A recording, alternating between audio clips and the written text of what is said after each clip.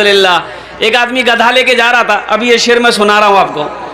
बादशाह की नजर पड़ गई, वो उसको बुलाया, गधे वाले को बोला इधर लेके आओ, इस गधे को तुम दाना नहीं खिलाता है, चारा नहीं खिलाता है, पानी नहीं पिलाता है, ये गधा कमजोर हो गया है। तो वो गधा वाला बोला कि हुजूर दरअसल बात ये है कि इस गधे के अंदर में इतनी खूबी है कि कितना भी हम खिलाते ये मोटा नहीं होता। बोले क्या खूबी है इसमें? बोला हुजूर इसमें खूबी वो है कि जो इस पर बैठ जाता है उसको मक्का मदीना दिखाई देता है। बोला अरे बाबा ये कौन गधा है? आदमी तो 3 लाख 4 लाख रुपए खर्चा करके मक्का मदीना जाता है, ये तुम क्या बोल रहा? बोला हुजूर अगर हम झूठ बोले मेरी जबान काट लीजिए, आप आजमा लीजिए, बैठ के देख लीजिए। तो बादशाह बोला ठीक है। ये सारे लोग बैठे हुए थे, तो बादशाह ने अपने वजीर को बोला है कि भाई इधर आओ। वजीर को बोला कि इस गधा पर बैठ कर देखो तो मक्का मदीना दिखाई देता है। तो जब वजीर चढ़ने लगा तो ये गधे वाले ने रोक दिया, बोला कि नहीं ठहरिए ठहरिए ठहरिए, इस गधे पर बैठने के बाद मक्का मदीना उसी को दिखाई देगा जो झूठा ना हो, बेईमान ना हो, गद्दार ना हो, चोर ना हो। तो बादशाह बोला मेरा मेरा मेरा वजीर तो एकदम फाइनल है। बोला बैठाइए। वजीर बैठा, दाएं देखा बाएं देखा, आगे देखा पीछे देखा, ऊपर देखा नीचे देखा। बादशाह पूछ रहा क्या देख रहा है? दिखाई दे रहा है? आया दिखाई कुछ नहीं दे रहा। तो वजीर सोचा कि अगर हम बोल देते हैं कि हम कुछ नहीं देख रहे हैं तो बादशाह बोलेगा बहुत बड़का चोर है, इसका मतलब ये। बोला हुजूर आप मत पूछिए हम क्या देख रहे हैं। बोला नहीं पूछेंगे तो बताएंगे नहीं, पता कैसे चलेगा? बोलना तो होगा कि की देखो तुम ही, बोलो तो सही। बोला हुजूर आमी बोलते पारबो ना, आमी की देखची ना ना बोलते हो बे, की देखो तुम ही, बोलो तो सही। आखिर वजीर बोला कि सोचा कि भाई कुछ ना कुछ तो बोलना ही बोलेगा। बोला कि हुजूर ये देखिए ये मदीना चमक रहा, ये मक्का चमक रहा। बोला जल्दी उतरो हमको भी देखना है। बादशाह बैठा, वो भी दाएं देखा बाएं देखा, आगे देखा पीछे देखा, ऊपर देखा नीचे देखा, वहां तो कुछ नहीं यार। तो अब वजीर पूछ रहा हुजूर की देख छेन? बोला तुम चुपचापे रहो। अब बादशाह सोच रहा है कि वजीर देख लिया, अगर हम बोलेंगे हमको कुछ नहीं दिखाई दे रहा तो ये सारी पब्लिक कहेगी कि इसका मतलब चोर बादशाह ही है, ये वजीर अच्छा है। अब वजीर पूछ रहा है कि हुजूर की देखते बोलूं तो सही। और कुर्बान जब बादशाह बोला कि नहीं हमको भी कुछ ना कुछ बोलना होगा, तो बादशाह बोला कि ये मक्का चमक रहा है, ये मदीना चमक रहा, ये जन्नत चमक रही है। तो पब्लिक में से बोला जल्दी उतरिए हम लोगों को भी देखना है। मुमकिन है गुनहगारों तकदीर बदल जाए, मुमकिन है गुनहगारों, मुमकिन है गुनहगारों तकदीर बदल जाए। जाकर तो जरा देखो, जाकर तो जरा देखो एक बार मदीने में, जाकर तो जरा देखो एक बार मदीने में। रहते हैं दो आलम के सरकार मदीने में। मौजूद सामीन किराम, ये मदरसे का जलसा है। अल्लाह के रसूल जनाब मोहम्मद रसूलुल्लाह सल्लल्लाहु अलैहि वसल्लम ने मस्जिद नबवी की जब बुनियाद रखी गई तो मस्जिद नबवी के कोने पे एक मदरसा खोला गया, जिस मदरसे का नाम था मदरसा असहाबे सुफ़ा। मदरसा सुफ़ा के नाम से वो मदरसा कायम किया गया, खोला गया। और कुर्बान जाओ उस मदरसे में पढ़ने वाले कौन थे, पढ़ाने वाले कौन थे? आज तो आलम यह है, मदरसा को देखकर कुछ लोग जलते हैं, कुछ लोग मदरसे वालों को, मदरसे को देखकर हकीर नज़रों से देखते हैं, कुछ लोग मदरसों को पसंद नहीं करते हैं। हम ये कहते हैं कि अगर मदरसा बंद हो जाए, आलिम ना बने, मौलवी ना बने, हाफिज ना बने, कारी ना बने, इमाम ना बने तो आप जी पाओगे? बोलो भाई, अरे बोलो ना भाई, जी पाओगे? मर गए तो जनाजा कौन पढ़ाएगा? मास्टर साहब, वकील साहब, वकील साहब पढ़ाएगा जनाजा, जनाजा मौलवी पढ़ाएगा। और मैं तो कहता हूं कि पैदाइश से लेकर मौत तक कब्र से लेके हशर के मैदान तक जन्नत में भी मौलवी की ज़रूरत पड़ेगी, जन्नत में भी। कहाँ पर? अरे बोलो ना, कहाँ है जन्नत में पड़ेगी जरूरत? यहाँ तो आलम यह है कि मौलवी को देख के चाय की दुकान में बैठ के चाय पी रहा, अब मौलवी साहब मोटरसाइकिल लेके गया तो देखते हैं ये मौलवी कितना उड़ रहा है। मौलवी एक जगह मदरसा कायम हुआ नेपाल में, तो 4-5 आदमी जो है क्या कहते हैं कि बैठा, बोला कि भाई 5 टीचर हैं, 5 मौलवी साहब हैं, 5 आदमी खाने की जिम्मेदारी ले लो। 4 लोग तैयार हो गए। अब एक मास्टर साहब से उनसे बोला गया कि एक मौलवी साहब का खाना आप ले लो। वो बोला कि नहीं, मेरी मम्मी है, मेरी अम्मी घर की मालकिन है, उनसे पूछना पड़ेगा। बोले पूछ लो, जा घर से पास में, घर से पूछ के आ जाओ। वो घर गया, माँ से बोला कि अम्मी जान मीटिंग हुई, मीटिंग में ये पास हुआ कि एक मौलवी साहब का खाना मेरे घर से जाएगा। तो उसकी माँ बोली कि खबरदार मौलवी का नाम मत लेना। चुप हो गई। बड़ी बखील औरत थी, कंजूस औरत थी। लौट के चले आया, बोला नहीं मेरी माँ मना कर दी, हम मौलवी साहब को खाना नहीं खिला पाएंगे।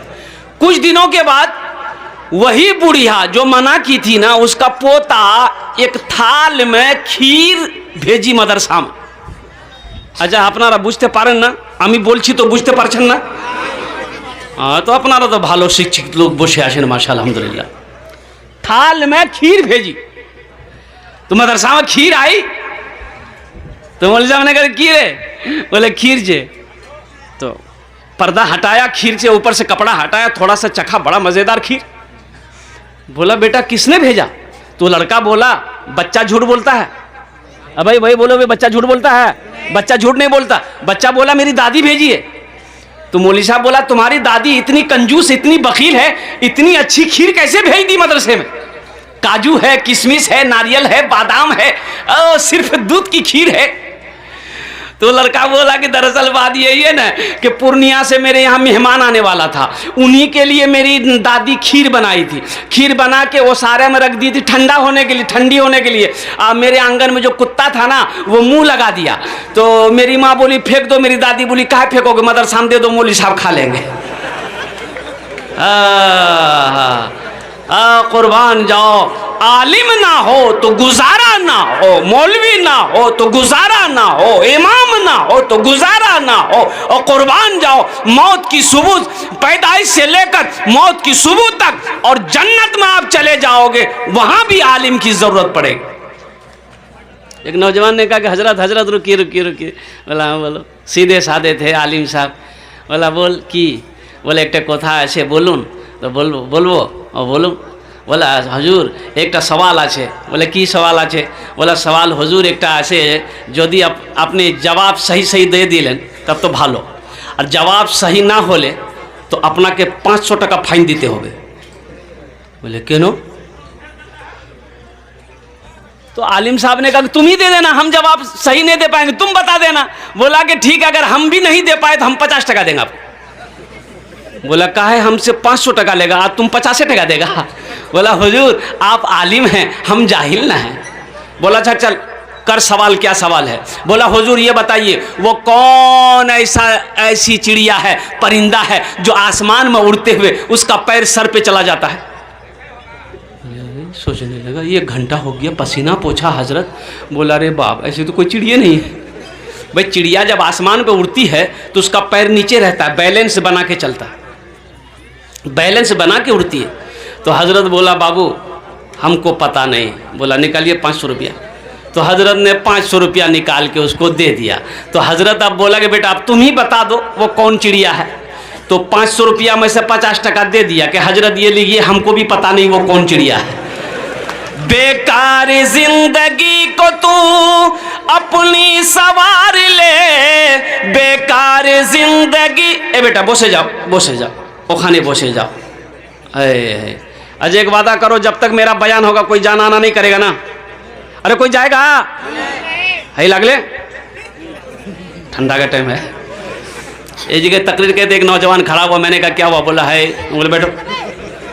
बैठ गया। 10 मिनट के बाद फिर खड़ा हुआ। तो मैंने कहा क्या हुआ? बोला मौलवी साहब बहुत ज़ोर से लग गया। बस वो बैठ गया। कुछ देर के बाद मेरी तकरीर ख़त्म हो गई, देखिए बैठा हुआ था, तो हमें इशारा किए कि बेटा जा। बोला नहीं जाएंगे। हम बोले कहाँ जाएगा? बोले क्या करने जाएंगे, जो करने जा रहे थे वो यहीं होगी, अब जाने की ज़रूरत नहीं है। बेकार जिंदगी को तू अपनी सवार ले, बेकार जिंदगी को तू अपनी सवार ले, तौबा का दर खुला है खुदा को पुकार ले, तौबा का दर खुला है खुदा को पुकार ले, खुदा को पुकार ले। आलिम का बड़ा मकाम है, एक हाफिज कुरान 10 आदमी को जन्नत में लेकर जाएगा। कितने को लेकर जाएगा? 10 आदमी को, वो भी जहन्नम, जो जहन्नम में चला गया है अल्लाह की तरफ से इजाज़त होगा और इजाज़त होगी इंशाअल्लाह, और वो हाफिज कुरान 10 आदमी को जन्नत में लेकर जाएगा। यही तो मदरसे में सिखाया जाता है मेरे भाइयों, मेरे दोस्तों, मेरे बुजुर्गों। देखो ये मौलाना वली रहमतुल्लाह अलैह खान का मुंगेर, अल्लाह उनके दर्जात को बुलंद फरमाया, आमीन बोले तो अल्हम्दुलिल्लाह। आपने फरमाया उड़ीसा की सरजमीन में कि उड़ीसा के गैर मुसलमानों, हर घर में कम से कम एक हाफिज कुरान होना चाहिए। हर घर में कम से कम एक हाफिज कुरान। अरे भाई बोलो भाई। लेकिन लोग बनाना नहीं चाहते ना, लोग तो मदरसा में अपने बच्चे को पढ़ाना ही नहीं चाहते। बोला ना देखा मौली जाएगा, बच्चा को देखा मदरसे का कुर्ता पैजामा पहना, टोपी पहना, उसको बुलाएगा, बोले इधर की नाम रे? बोला हमारा नाम चा बुधवा। कहाँ पढ़े जा? बोलो मदरसा में। बोलो मौलवी बनोगे, चंदा करोगे, खाओगे। पढ़ाना नहीं चाहता। और अफसोस का मकाम तो यह है, अल्लाहु अकबर कबीरा, एक बेटा फॉरवर्ड है, एक बेटा पैदा हुआ एक आदमी का, बड़ा फॉरवर्ड बच्चा, 3-4 साल का बच्चा हुआ ना, ओहो, मोबाइल में जैसे जैसे देखता था वैसे वैसे नाचता था। मोबाइल में जैसे नाचता था ना, ये भी नाचता था, वहां कमर हिला रहा, ये भी कमर हिला रहा। इसकी माँ बड़ी खुश हो गई, बोला मुन्ना बा जल्दी दौड़, देखिए मुन्ना मेरा कितना स्पट हो गया। उसका बाप दौड़ के आया, बोला कि की भेल। बोला देखिए मेरा लड़का, मेरा मुन्ना देखिए कितना चालाक हो गया है, मोबाइल में जैसे जैसे करता है वैसे वैसे ये कर रहा है। कुर्बान जाइए, मोबाइल में जैसे जैसे कमर हिला रहा, मेरा बेटा भी कमर हिला रहा है। तो बाप बोला कि बहुत चालाक होगा, इसको वकील बनाना होगा। वकील में डाल दिया। एक बच्चा फिर पैदा हुआ, वो भी चालाक, बोला इसको प्रोफेसर बनाना होगा, प्रोफेसर में डाल दिया। इंग्लिश मीडियम स्कूल में डाल दिया। एक बच्चा, तीसरा बच्चा जो पैदा हुआ, आहा, एक पैर का लंगड़ा, एक आंख का काना। बोला रे बाप, ये तो नाके कटवा देगा। एक पैर का लंगड़ा भी, एक पैर का काना भी है, बड़ा खतरनाक आदमी होगा ये। उसको जहां बैठा देता तो वहीं बैठा रह जाता था। नाक से नेटा जाता था, वो पोज भी नहीं पाता था। उसका बाप बोला कि पता नहीं ये लड़का बड़ा होकर क्या करेगा, मेरा नाम डुबा देगा, क्या करेगा नहीं करेगा। उसका दोस्त बोला कि नहीं चिंता मत कीजिए, टेंशन मत लीजिए। एक बेटा को वकील बना रहे हैं, एक बेटा को प्रोफेसर बना रहे हैं। ये बेटा नाकारा है ना, बेकार आप मत समझिए, ऐसा कीजिए मदरसा में डाल दीजिए, इसको मौलवी बना दिए। बोला हाँ वही करना होगा। मदरसे में लाके उसको डाल दिया। 4-5 साल का हुआ, मदरसे में डाल दिया। मौलवी साहब को बोला मौलवी साहब इसको पढ़ाइए, हाफिज आलिम जो बने बना दिए। उधर 2 बेटा पढ़ रहा था, इंजीनियर बना, कोई बेटा प्रोफेसर वकील बना। हजारों हजार रुपए उसके पीछे खर्च होता रहा। ये मदरसे में बच्चे को जो लंगड़ा बेटा को डाला गया था, आहा, कभी 100 रुपया, कभी 200 रुपया, कभी कपड़ा मिले पहनने को, कभी कपड़ा ना मिले। वक्त गुजरता चला गया, मौत। ये बेटा हाफिज कुरान हो गया। अब वो एक बेटा प्रोफेसर हो गया, एक बेटा वकील हो गया। बाप का इंतकाल का वक्त हो गया, इंतकाल कर गया। सारे रिश्तेदारों में खबर हो गई, रिश्तेदार जमा हो गए, बाप का जनाजा रखा हुआ है। अब बताइए जनाजा कौन पढ़ाएगा? बोलो भाई। हाँ क्या है? अब वकील साहब नहीं पढ़ाएंगे? लाखों रुपए वकील साहब के पीछे खर्चा किया गया है, तो वकील साहब काहे न पढ़ाएंगे? प्रोफेसर साहब के साथ में लाखों पे लाखों रुपए खर्च किया गया है, प्रोफेसर साहब क्यों नहीं पढ़ाएंगे? इतनी महंगी पढ़ाई पढ़कर वकील साहब आया है, ये बेटा का तो नकारा समझ गया था, इस बेटे को तो बेकार समझकर बाप ने मदरसे में डाला था, और कुर्बान जाओ। वकील साहब से कहा, ए वकील साहब, अब्बा का जनाजा पढ़ा दी। वकील साहब बोला नहीं, हमसे नहीं होगा। काहे ना होगा भाई? कौन पढ़ाएगा? बोला मेरा भाई है हाफिज कुरान लंगड़ा, वही पढ़ाएगा। हजारों के मजमे को चीरता हुआ वही लंगड़ा बेटा जिसको बेकार समझकर मदरसे में डाला गया था, बेकार समझकर मदरसे में आलिम हाफिज बनाया गया था, हजारों के मजमे को चीरता हुआ आगे बढ़ता है, अपने बाप के जनाजे की नमाज पढ़ाता है। तो मुझे ईमानदारी से बताओ, कौन बेटा काम आया? वकील काम आया कि लंगड़ा बेटा हाफिज कुरान काम आया? अरे बोलो ना, कौन काम आया? हम ये नहीं कहते कि अपने बच्चे को वकील मत बनाइए, प्रोफेसर मत बनाइए, डॉक्टर मत बनाइए, इंजीनियर मत बनाइए, बनाइए शौक से बनाइए। मेरा बच्चा इंजीनियर भी बनेगा, डॉक्टर भी बनेगा, प्रोफेसर भी बनेगा, लेकिन मैं चाहता हूं कि मेरा बच्चा सबसे पहले जो बनेगा वो कुरान का कारी बनेगा। पहले कुरान पढ़ा दो, पहले कुरान पढ़ाओ, फिर अल्हम्दुलिल्लाह 3 साल बच्चे को दे दो बचपन में, उसको पहले अल्लाह तौफीक दे। अभी तो सोशल मीडिया पे एक वीडियो वायरल हुई थी, मात्र 22 दिन के अंदर में, 22 डेज के अंदर में एक बच्चा हाफिज कुरान हुआ। क्या हुआ? एक बच्चा। क्यों आए थे इस दुनिया में? सोचो तो सही, मरना तो है भाई। हम मर जाते, हमारा जनाजा मौलवी साहब पढ़ाता, क्यों पढ़ाएगा मौलवी साहब आपका जनाजा? भाई हर आदमी को चाहिए कि वो अपने बेटे को इस लायक बनाए कि जब वो मर जाए तो उसका बेटा जनाजा पढ़ा।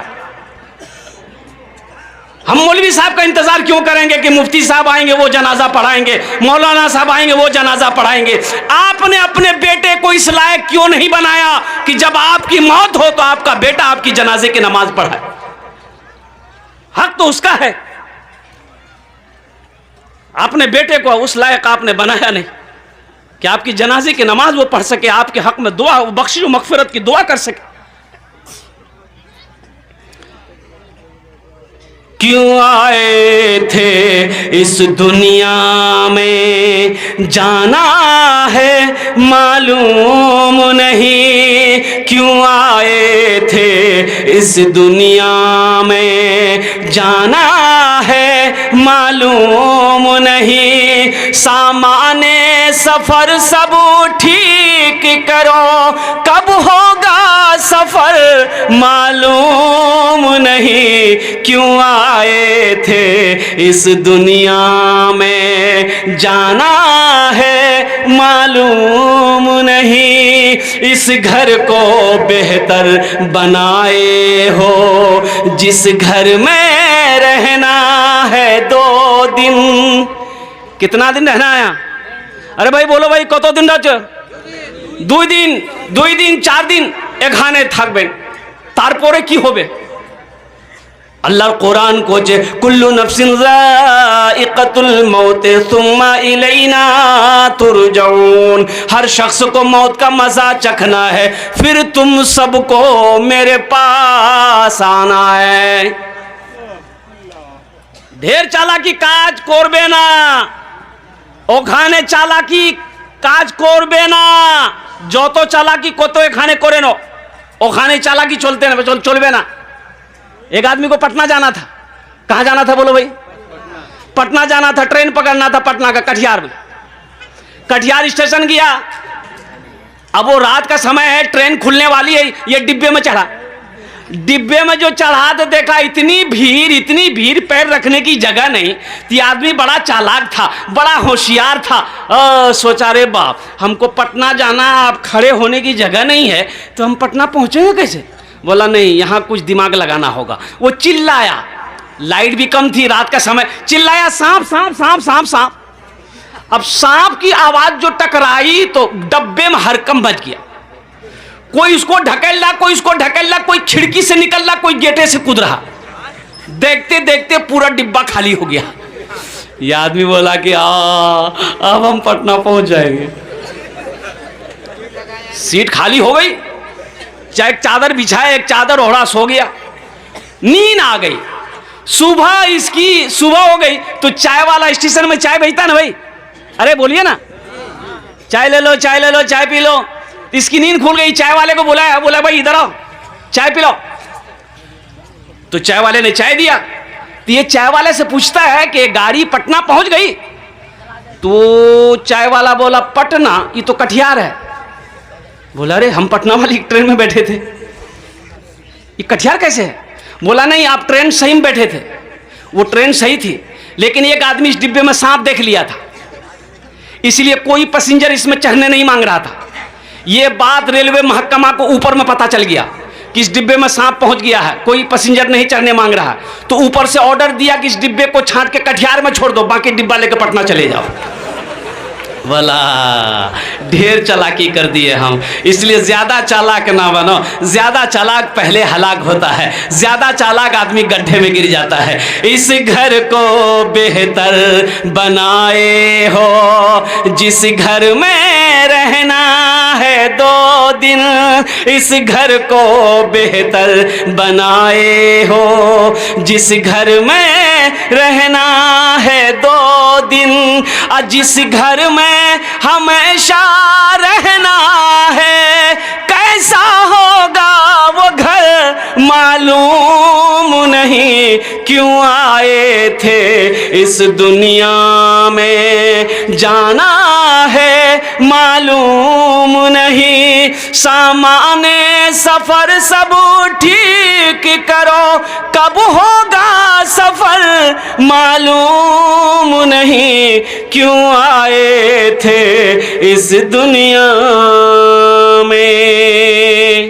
इंशाअल्लाह अमल करेंगे, हाथ उठा के वादा करो इंशाअल्लाह अमल करेंगे। अपने बच्चों को कुरान पढ़ाएंगे, अपने बच्चे को हाफिज कुरान बनाएंगे, अपने बच्चे को आलिम दीन बनाएंगे। अल्हम्दुलिल्लाह मास्टर भी बनाइए, इंजीनियर भी बनाइए, डॉक्टर भी बनाइए, वकील भी बनाइए, प्रोफेसर भी बनाइए। हमारी कौम को मास्टर की भी ज़रूरत है, इंजीनियर की भी ज़रूरत है, अच्छे डॉक्टरों की भी ज़रूरत है, वह अच्छे वकील की भी ज़रूरत है। लेकिन मेरे भाइयों, दुनियावी पढ़ाई के चक्कर में, दुनिया कमाने के चक्कर में कुरान को ना पढ़ना, अपने बच्चे को दीनी तालीम ना देना, ये सबसे बड़ा बेवकूफ़ी है, ये जहालत है।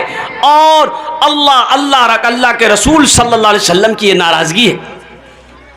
तलबुल इल्म फरीदतुन अला कुल्ले मुस्लिमतियो मुस्लिमा, इल्म दीन का हासिल करना हर एक मुसलमान, औरत हो या मर्द है, फर्ज है। औरत हो या मर्द हो। ए बेटा, ए क्या हुआ, लग गया है? जा जा जा जा जा रहे जल्दी रे, एक खाने को रे दिवेंद्र। दीन का तलब करना, इल्म दीन का हासिल करना औरत और मर्द दोनों पर फर्ज है। जैसे 5 वक्त की नमाज पढ़ना फर्ज है, अल्लाह ने दौलत दिया है तो आपके ऊपर में ज़कात फर्ज है, खाने काबा का 1 मरतबा हज करना फर्ज है। उसी तरीके से इल्म दीन का पढ़ना हासिल करना औरत और मर्द दोनों पर फर्ज है। इंशाअल्लाह अमल करेंगे, इंशाअल्लाह अमल करेंगे। अल्हम्दुलिल्लाह अपने बच्चों को कुरान पढ़ाओ, अपने बच्चे को। देखिए कुरान बरकतों वाली किताब है, रहमतों वाली किताब है, हिदायत वाली किताब है। इस किताब को घर के अंदर में सिर्फ रखना ही ज़रूरी नहीं है, रखकर इस किताब को पढ़ना ज़रूरी है। कुरान की तिलावत करो, घर में बरकत आएगी, रहमतों का नुज़ूल होगा, शैतान भागेगा, शैतान भागेगा। शैतान बड़ा जिद्दी है, शैतान बड़ा, अरे बोलो बोलो भाई। एक मर्तबा एक आदमी दीवार के साये में सो रहा था, दीवार के साये में सो रहा था। एक आदमी आया, उसका हाथ पकड़ा, घसीट के हटाया, और जैसे ही हटाया दीवार गिर गई। हाँ, तो आदमी बोला कि भाई अब बहुत बहुत शुक्रिया, आप मेरी जान बचा दिए भाई। आपका नाम क्या है? बोला मेरा नाम है शैतान। बोला अरे शैतान और नेक अमल, आपने मेरी जान कैसे बचाई? शैतान तो जान नहीं बचाता, शैतान तो मारता परेशान करता, आपने मेरी जान कैसे बचाई? तो शैतान बोला कि मैंने उलमा से सुना है जो दीवार के साए में दबकर, दीवार के साए में दबकर मर जाए वो शहीदी मौत मरता है। इसलिए हम नहीं चाहते हैं कि तुम शहीदी मौत मरो, आम मौत मरो। बड़ा जिद्दी है। एक आदमी नमाज पढ़ने के लिए मस्जिद जा रहा था, ठोकर लगी, रात का समय था, ठोकर लगी, गिर गया तो उठा, घर आया, कपड़ा बदला, फिर दोबारा निकला मस्जिद नमाज के लिए, फिर रास्ते में ठोकर लगी, गिर गया, फिर दोबारा घर आया, कपड़ा बदला, वो जाने के लिए नमाज के लिए निकला। रात में घर से जैसे निकला देखा एक आदमी चराग लेकर खड़ा है। अच्छा चराग जाने ना अपना रहा, अरे बोलू ना, चराग लेकर खड़ा है। बोला कि चलिए आपको मैं मस्जिद पहुंचा दूं। बोला बहुत शुक्रिया। वो रोशनी दिखाते हुए गया, वो आदमी मस्जिद के अंदर में दाखिल हो गया, नमाज पढ़ा, नमाज पढ़ के जब निकला तो देखा कि ये चराग लेके खड़ा है मस्जिद के गेट में। फिर रोशनी दिखाते हुए घर तक पहुंचाया तो ये आदमी बड़ा मशकूर हुआ, उसका शुक्रगुजार हुआ। बोला कि भाई हम तो आपको पहचानते नहीं हैं, आप कौन हैं? आपने मेरी खिदमत करी, आपने चराग की रोशनी में मस्जिद तक पहुंचाया, मस्जिद से घर तक पहुंचाया, आपका नाम क्या है? बोला मेरा नाम शैतान है। बोला अरे बाबा, शैतान तो नमाज से रोकता है, तुमने मस्जिद तक पहुंचाया, आखिर वजह? तो शैतान बोला कि जब तुम पहली मर्तबा घर से मस्जिद की तरफ निकले थे, गिर गए थे, उस गिरने की वजह से अल्लाह ने तेरे गुनाहों को माफ कर दिया। सुभान अल्लाह, बोला तो माशाअल्लाह। फिर दोबारा घर आए, कपड़ा पहने, फिर दोबारा जब गिरे, ठोकर लगी, गिरे, उस गिरने की वजह से अल्लाह ने तेरे खानदान के सारे गुनाहों को माफ कर दिया। अब तीसरी मर्तबा तुम मस्जिद की तरफ चले थे, हमको ये डर था कहीं इस बार तुम गिर गए तो अल्लाह तेरे मोहल्ले वालों के गुनाहों को माफ ना कर दे, इसलिए हम नहीं चाहते थे कि मोहल्ले वाले का गुनाह माफ हो, तुम नमाज पढ़ लो। बुझते पाचन ना, ये शैतान बड़ा जिद्दी है, शैतान बड़ा जिद्दी है। ये हमारे बच्चों को बहकाता रहता है, ये हमारा नौजवानों को बहकाता रहता है। ए मोबाइल में, व्हाट्सएप में, फेसबुक में हमारे नौजवानों को गंदी गंदी चीज़ें ये शैतान दिखाता है, ये हमारे बच्चों को नचाता है। कुर्बान जाओ। इसलिए मेरे बच्चों, नौजवानों, सच्ची तौबा करो, पक्की तौबा करो। अस्तगफिरुल्लाह रब्बी मिन कुल्लि ज़ंबी व अतूबु इलैहि का हमेशा विर्द किया करो। शैतान से बचो। अल्लाह ने कुरान में कहा इन्न शैतान लिल इंसान अदुव्वुम मुबीन, शैतान तुम्हारा खुला हुआ दुश्मन है। इंशाअल्लाह अमल करोगे भाई? इंशाअल्लाह हाथ उठाओ, इंशाअल्लाह अमल करेंगे। अच्छा इंशाअल्लाह। वक्त तेजी के साथ गुजर रहा है। ए बेटा बोसे जाओ खाने, तुम्हार जो अमी दुआ करे देवो, बोसे जाओ, बैठ जाओ, यहाँ दुआ कबूल होगी, बैठ जाओ, जय तो दुआ कर देंगे, नहीं तो ऊपर चले जाओगे, बैठ जाओ। नहीं ऊपर कहाँ तरक्की कर लेगा, दुआ का मतलब ये है। अब यहाँ दुआ होगी, जो दुआ होगी कबूल होगी, मकबूल होगी, ऐसी वैसी दुआ थोड़े होगी। एक बुढ़िया रास्ते में गिर गई, एक लड़का मोटरसाइकिल लेके जा रहा था, देखा बुढ़िया गिर पड़ी है तो उठाया, ये दादी उठ उठ उठ उठ, दादी चोट लग रहा कि उठ उठ उठ उठ। तो बुढ़िया बोलिए बेटा जितना जल्दी तुम हमको उठाए ना, हम दुआ करते हैं उतना जल्दी अल्लाह तुमको भी उठा ले। ये कोई दुआ हुई? और कुर्बान जाओ मौजूद सामने किराम, बड़ा अच्छा मजमा है। अब मैं अपने मौजू की तरफ आता हूँ कि मदरसा अल्लाह के रसूल जनाब मोहम्मदुर रसूलुल्लाह सल्लल्लाहु अलैहि वसल्लम का घर है। तो बताइए दुनिया में अल्लाह के रसूल का घर को आप बनाएंगे तो हशर के मैदान में अल्लाह के रसूल सल्लल्लाहु अलैहि वसल्लम आपकी सिफारिश फरमा कर जन्नत के अंदर में दाखिल करेंगे कि नहीं करेंगे? भाई करेंगे कि नहीं करेंगे? भाई सिफारिश मिलेगी कि नहीं मिलेगी? अल्हम्दुलिल्लाह। तो मेरे भाइयों, ये मदरसा को मैंने देखा है जिसमें मेहमान रसूल पढ़ते हैं, जिसमें अल्लाह के रसूल जनाब मोहम्मदुर रसूलुल्लाह सल्लल्लाहु अलैहि वसल्लम के मेहमान पढ़ते हैं। तो इंशाअल्लाह इस मदरसे की तामीर होनी चाहिए, इस मदरसे का ताउन होना चाहिए, इस मदरसे का मदद होना चाहिए। तो मदद कौन करेगा? आप करेंगे ना भाई? अरे करेंगे ना? बोले इंशाअल्लाह। तो मुझे ज़्यादा नहीं, इंशाअल्लाह 5 आदमी चाहिए। देखिए आप चंदा आप पहले दे चुके हैं, चंदा आप पहले दे चुके हैं, मुझे पता है, मैं सुन रहा था, मुझे खबर है। लेकिन कम से कम मैं भी चाहता हूं कि मेरे जरिए से भी इस मदरसे का कुछ ताउन हो जाए, ताकि हशर के मैदान में शायद मेरा तो कोई अमल है नहीं, शायद मेरा अमल काम ना आए, यही अमल अगर अल्लाह ने कबूल कर लिया तो आखिरत के लिए बख्शिश व निजात का जरिया बन जाए। 5 आदमी तैयार हो जाए, उसके लिए मैं 10 दुआ करूंगा। कत दुआ करबो बोलून तो? अरे बोलून ना कत দোয়া করব, 10টাই দোয়া করব। अब मैं मुसाफिर हूं, मुसाफिर की दुआ रद्द नहीं होती। एक बात याद रखिएगा, मुसाफिर की दुआ रद्द नहीं होती। अल्लाह मुसाफिर की दुआ को अपनी बारगाह में कबूल करता है। वो तो मैं आपको बताऊं, कबूलियत की 5 वजह है यहाँ, लेकिन वक्त की किल्लत है, मैं आपको तफसील के साथ बता नहीं सकता। बस एक ही बात है कि मैं मुसाफिर हूँ, आमी अपनार जन्ने 10टे दुआ करबो। और अल्लाह पाक कुरान पाक इरशाद फरमाते हैं, वक़ाल रब्बुकुम उदऊनी अस्तजिब लकुम, मेरा बंदा तुम मुझे पुकारो मैं तेरी दुआ को कबूल करूंगा। अल्लाह ने